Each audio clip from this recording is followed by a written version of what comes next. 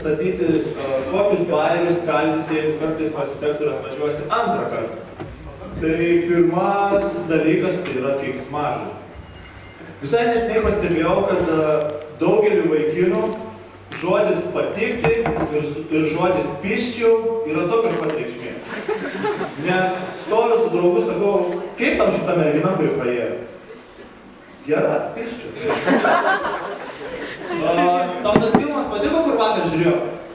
Piščiau. Mama klausė, sūnaus, tau skanus tas obuolių pyragas?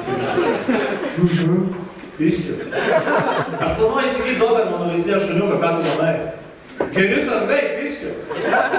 Ir dabar, žinoma, merginos mano, kad aš esu tik tais dar viena vyras beždžionė, nes merginos visada mano, kad vyrai yra beždžionės.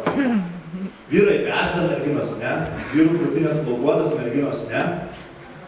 Bet turbūt esat visi matę Discovery Channel, kaip beždžionių patelė išrinkinėja buvusias iš beždžionės patiną.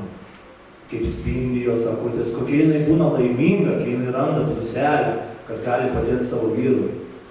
Lygiai tokios pačios būna merginos, kai gauna paspaudyti savo vyrus plokus.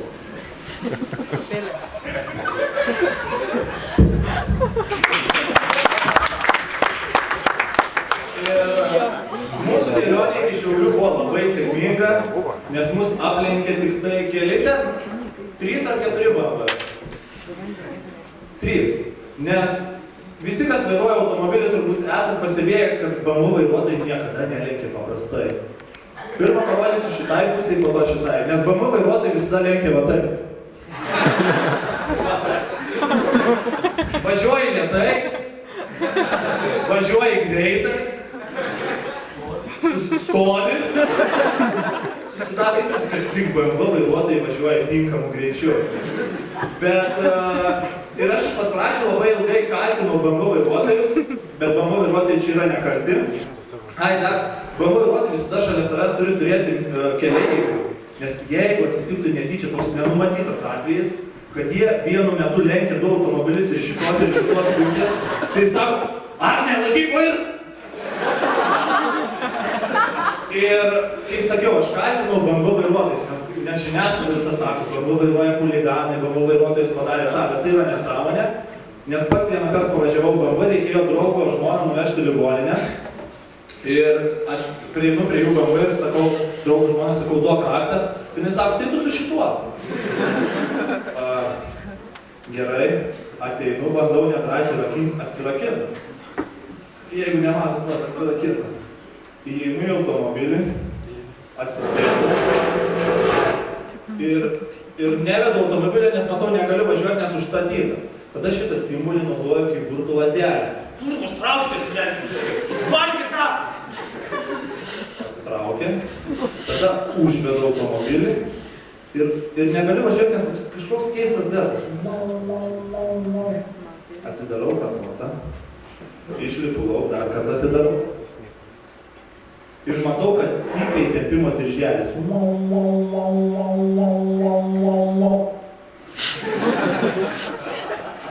Ir šiaip iš prigimties esu visada nusiteikęs padėti žmogus. Jeigu matau, kad draugų yra nelaimė, visada stengiuosi padėti. Jeigu matau, kad gatvėje senutė apvirsta, stengiuosi ją pakelt, bet tik ne tada, kai važiuoju su BMW.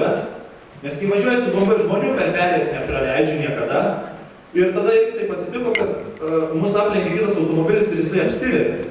Jeigu aš būčiau važiavęs su savo pezdančiu Hyundai, tai aš tada būčiau labai staigiai sustojęs, puolęs pagelbėti, kvietęs greitai, bet tik ne tada, kai važiuoju su BMW. Nes kai važiuoju su BMW, sustoju labai lėtai, nežinau, kodėl pasilaidžiau su draugo žmona, pagarsinau zoną ir tada išlipau. Nueinu į griovį, kur stovi apvirtęs automobilis, pasilenkiu. Ir per priekinį stiklą matau, kad nei vienas keleivis nesusižeidęs, 2 keleiviai ant diržų pakibę kabo žemyn galvom. Ir jie taip žiūri ir prašo manęs pagalbos, o aš vietoj to, kad padėčiau, sakau, išmokyt vairuoti asilai.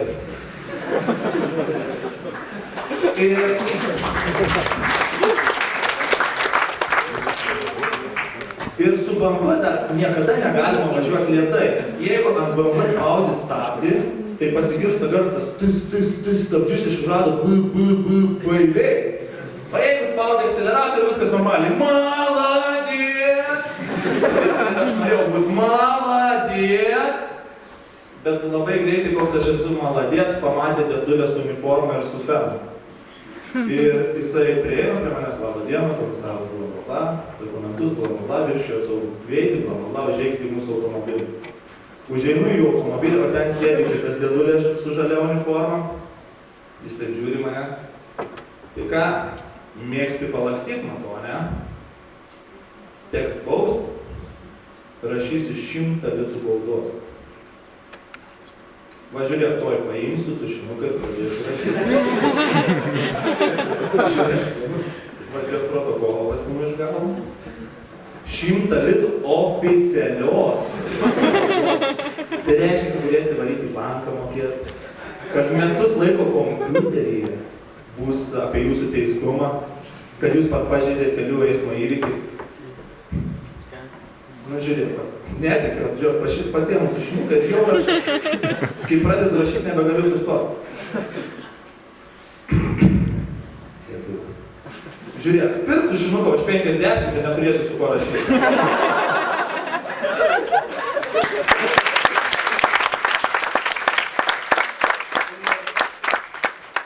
Visi, manau, atsimenat, būdavo toks baisus dalykas prieš kelis metus Vilniuje, kaip karas keliuose.